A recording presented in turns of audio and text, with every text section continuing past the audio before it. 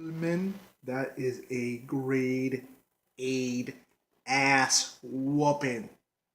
We are now 8. Welcome to your Philadelphia Eagles, now being 8-1, and I am your one and only Green Wing man. As I talk about the routing, the beating that we gave to the Denver Broncos and Mr.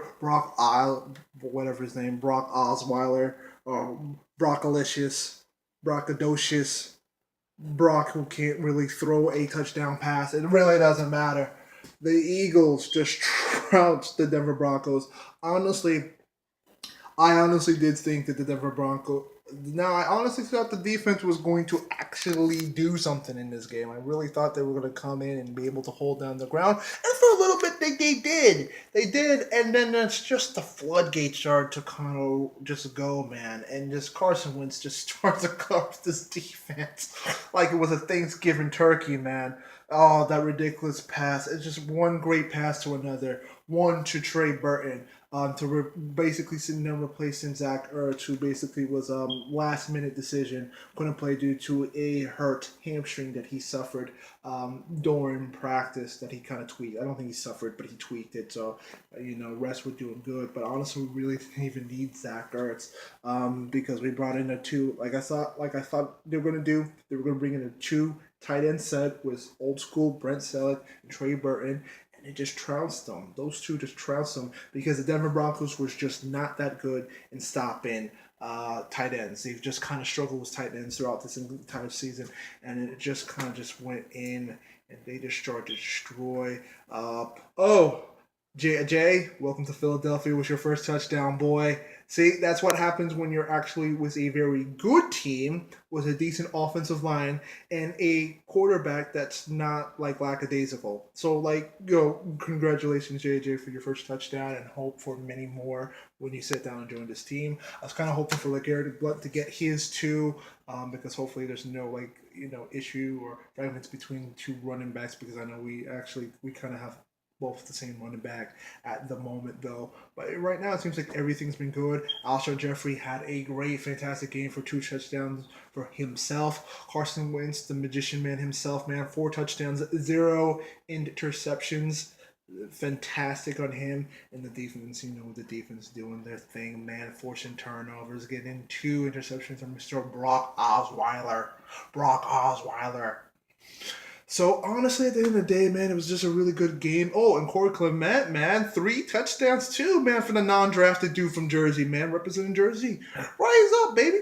So other than that, we now can sit down, we can rest, we can get people back and chilling. And this was like really the first game where you can just kind of sit down and relax and talk and do other things and have the game in the background and get things done and not have to worry about that, man. It's because now our team is sitting pretty at 8-1. Nick Foles came in, he was able to throw a nice little dart over to Nelson Aguilar. See Nelson Aguilar chipping and running his mouth, thinking that he's like Des Bryant. He needs calm down with that crap. But other than that, great win. There's really nothing to say. Doug Peterson and Jim Schwartz have just continued to masterfully call these games. Jim Schwartz, once again, very good with the blitzes, knew when to hold back, knew when to bring in pressure, really knew how to take Osweiler off his step. And they just controlled this game. They basically controlled the Broncos as their bitch. They spanked them around through all of Philadelphia pretty much.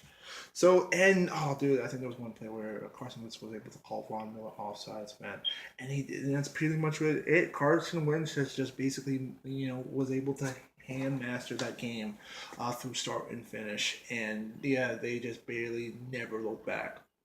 Honestly, right now, this team for this 27 NFL season is really the most dominant team right now in NFL, bar none. No other fan base, no other team can sit down and argue that right now. Okay, maybe Seattle might start to show the grooves, and even Seattle's not even consistent. This is right now the most dominant team right now in the NFL. And basically we got pretty much past one of the biggest hurdles, which was the Denver Broncos and their fantastic front seven. This team can do it all. They can beat you in the run. They can beat you in the air. For a team that's supposed to be known as a no-fly zone, it's incredible. It's really incredible what this team has done. And it really goes back to just the traded in the temperament of both Jim Schwartz and Doug Peterson. These guys can, right now, in the moment, do no wrong. And they're getting these guys to play and play. And if they're players like Zach Ertz are hitting the ground, the next dude up like Trey Burton is ready to step in. And he gets a touchdown.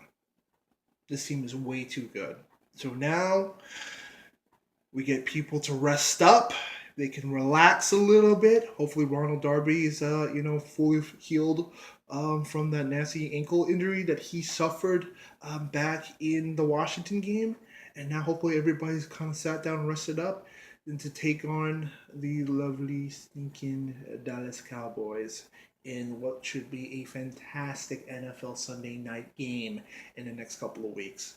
But other than that, till then, tell me your thoughts about this miraculous win from our one and only Philadelphia Eagles. And like I said, please make sure to like and subscribe my channel, the one and only Green Wingman, and also check out my Twitter and my Facebook page.